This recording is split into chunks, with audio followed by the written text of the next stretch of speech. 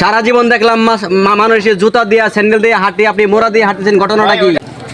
এ ভাই, আপনি এভাবে হাঁটতেছেন কেন ভাই? রাস্তার কন্ডিশন দেখতেছেন না অবস্থাটা? সারা জীবন দেখলাম মানুষের জুতা দিয়ে স্যান্ডেল দিয়ে হাঁটি, আপনি মোড়া দিয়ে হাঁটতেছেন, ঘটনাটা কি? আপনাদের কি জুতা দিয়ে হাঁটা যাবে? না, এই রাস্তাতে জুতা হাঁটা যাবে না।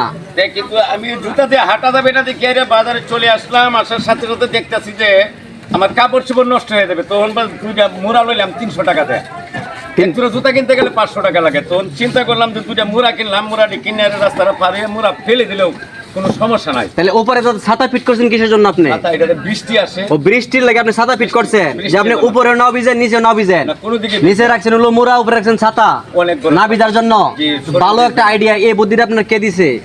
এটা হঠাৎ করে নিজে নিজে আনলাম। যে রাস্তার মধ্যে আইসে ছায়া দেখার পরে তো আমি ব্রেন কাটালাম যে এই অবস্থা রাস্তা। আর যখন এই বৃষ্টি যখন আসে তখন কিন্তু প্রচন্ড পরিমাণ বাতাস আসে। বাতাস এই দিক দিয়ে আসলে এইদিকে কাট করে ধরি, এই দিক দিয়ে আসলে এইদিকে ধরি।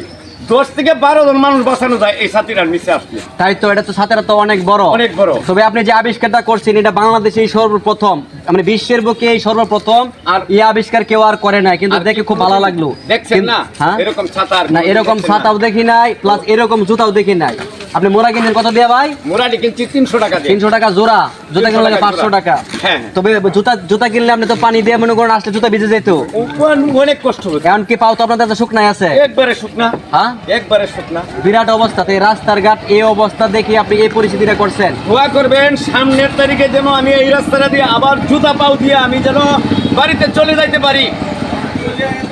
এখন যে কষ্টটা হচ্ছে এরকম কষ্ট যেন জনগণ না করে, এরকম ব্রেন করে তো চলতে পারবে না। যুগাল বলি জিনিসটি আমার আছে দেখে আমি চলে যাচ্ছি। আচ্ছা, আপনি রাস্তাটা পারন। যাই হোক, সুপ্রিয় দর্শক দেখেন, এটা আমাদের একটা বাজারের একটা দৃশ্য, রাস্তার হলো এই পরিস্থিতি। তবে এই জায়গার ভিতরে অনেক লোকজন দাঁড়িয়ে আছে, অবশ্যই দেখতে পাচ্ছেন, দেখা যাচ্ছে। তবে এই দৃশ্যটা করে ভাই অনেক আপনি ভালো করেছেন, অসংখ্য ধন্যবাদ দাদা আপনাকে। হ্যাঁ, আপনাকে আর বেশি কষ্ট দিলাম না, কিন্তু আপনি কি এভাবে হাঁটবেন আজকে? এইভাবে আজকে হেঁটে হেঁটে যাবো।